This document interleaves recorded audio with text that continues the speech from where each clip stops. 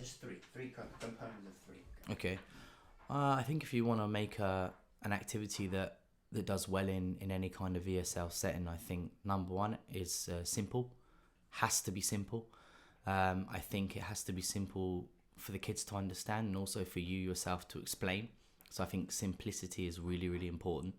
I've seen many people do an activity that looks good, but actually it's really convoluted and it takes an hour to explain and then the kids don't actually understand it. So simplicity, simple is best. I also think number two, I would probably say would be, it has to be fun. I think it also has to be fun. Kids don't like worksheets that look like, legal forms.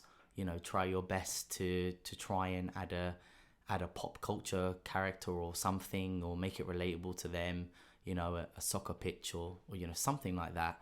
I think the kids would really, really enjoy that. And I think once the kids realize it's fun, they're more kind of ready to play, if that makes sense. Like, I think it will be a bigger success. And then I would say number three would probably be, it's ESL, right? So of course you want them saying the target language, right? You want them verbalizing in the target language in full sentences and in the most natural way possible.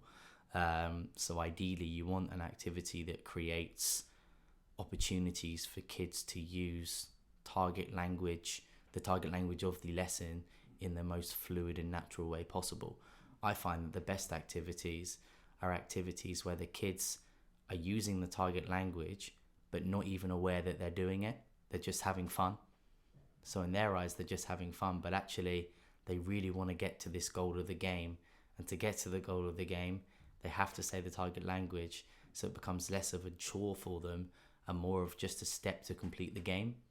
So I find that's a good way of language acquisition.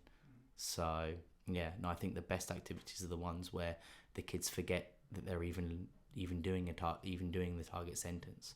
So yeah, simplicity, fun, activities where the kids are using the target language as fluently and as naturally as possible.